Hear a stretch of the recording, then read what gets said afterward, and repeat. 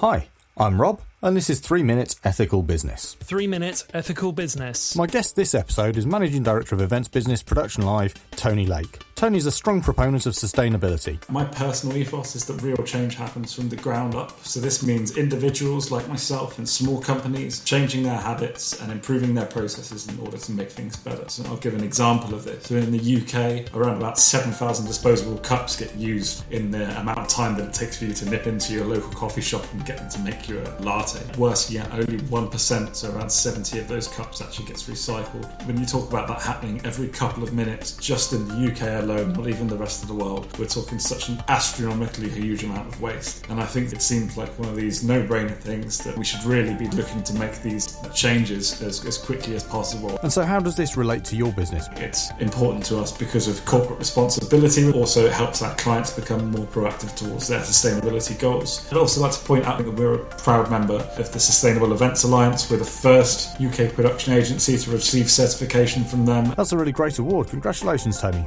Have you found your policies have had an impact with your customers and supply chain? Most of our suppliers have a good level of sustainability policy, a robust policy, and this shift helps move the entire industry over time. This is all about small individual changes of these smaller companies stacking up and creating that dynamic with the supply and demand for these services. From a client side, it's becoming more and more important as well in our experience, and this is going to help with winning business. So I think for your larger companies particularly, we're often seeing that companies will specifically look for robust policies or higher quality of practices and so on. We've also seen instances, particularly in the public contract area, where you will not even be considered to win a tender unless you have the relevant credentials, things like ISO 9001 and 14001. So, have you felt that your policies have helped you win work? Having a policy, I would concede, will not necessarily outright win you contract. Obviously, you've still got to be really good at what you do. But if it's a dead heat between you and a company that doesn't or does have a sustainability policy that's more or less robust than yours, then I think it can make the difference. 3MEB. In terms of work before and after COVID-19, in terms of actually measuring how much these have influenced people's decision, I would say it's relatively hard to quantify it, really measure it in the private sector, because you could send out a feedback form and you might ask a question like, how much did our sustainability policy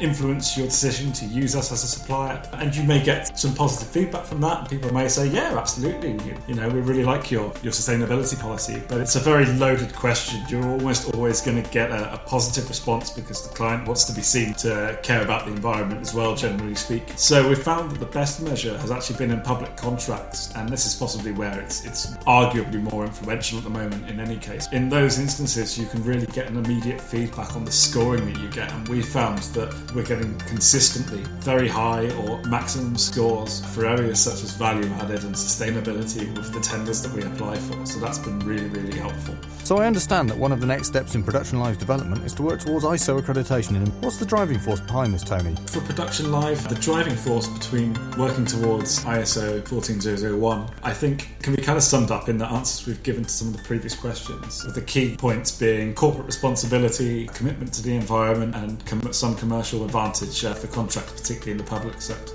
So I think it's important to keep in mind that the ISO standards are about intent and about performance improvement over time. So they're not about meeting this vast list of criteria and ticking off a box for every single thing you're doing. ISO is a framework that can be used by companies to achieve high standards of environmental management. I think it's also worth noting that 9001 and 45001 are also used in conjunction with 14001. So it's worth looking at all of these standards in the round and which ones might be applicable to your business. I'm not a poster boy for ISO. I wouldn't say they're a must-have for every single company, but what I would say is it's certainly worth just getting the guidelines, giving them a good read, and using them to create your own robust sustainability policy.